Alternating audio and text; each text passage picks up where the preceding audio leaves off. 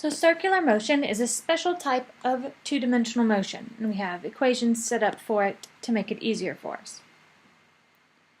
It's important to realize that when we have centripetal acceleration and centripetal force, it's not a new force. It's just a force we've already learned about in a specific direction. So in this case, we have our metal keyring tied to a string, and it's going in a big circle. The string is 0.87 meters long,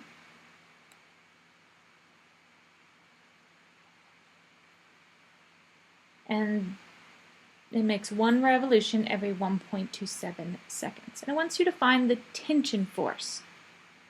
Well, what it's really asking you for there is the centripetal force, because that is what is pulling that ring towards the center. Remember, it's center seeking. So mass times centripetal acceleration. So we can write down what we know. We have our mass. We have our radius. And we have our period. It makes one revolution every 1.27 seconds. And we can find the centripetal acceleration equation that uses these. If you look at your equation card, you can see that you have 4 pi squared times r divided by t squared. So 4 times pi squared times 0.87 meters divided by 1.27 seconds squared. And you get 21.29 meters per second squared. Because pi is unitless, we have meters divided by seconds squared.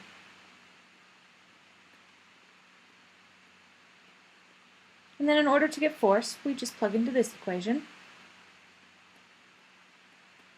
Mass times acceleration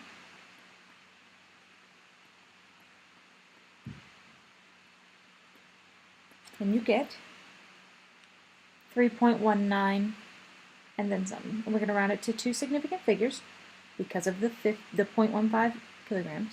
So we have 3.2 newtons because it's still a force, so it's still going to be measured in newtons. Let's do the second example. So we have a car with a mass of 1940 kilograms, and it has a velocity of 18 meters per second with a radius of 61 meters. And it's asking you to solve for the centripetal acceleration. So if we look at our equation card, we see that centripetal acceleration is equal to v squared over r. So we have 18 squared over r. And this gives you meters squared divided by seconds squared. And then one of the meters cancels out to give you meters per second squared. And you get 5.3.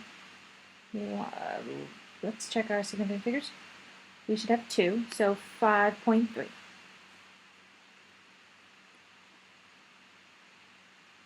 So that's our acceleration.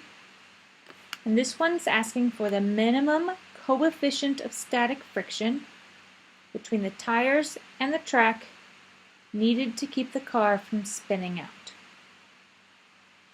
So we know that when we have our car moving in a circle,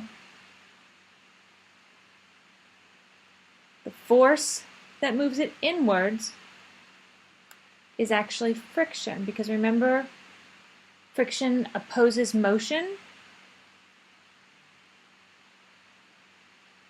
and your velocity is going out this way.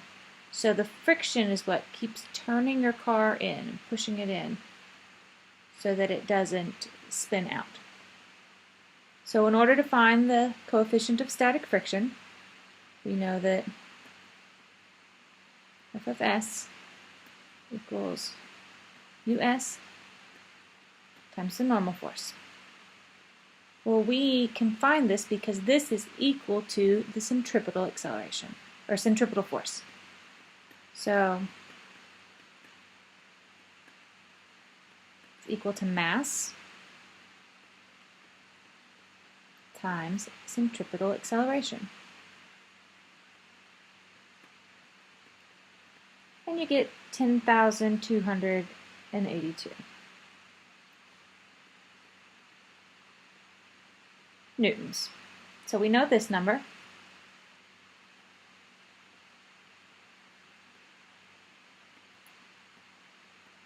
And we can find our normal force because this car is resting on a flat surface. So we know that normal force is equal to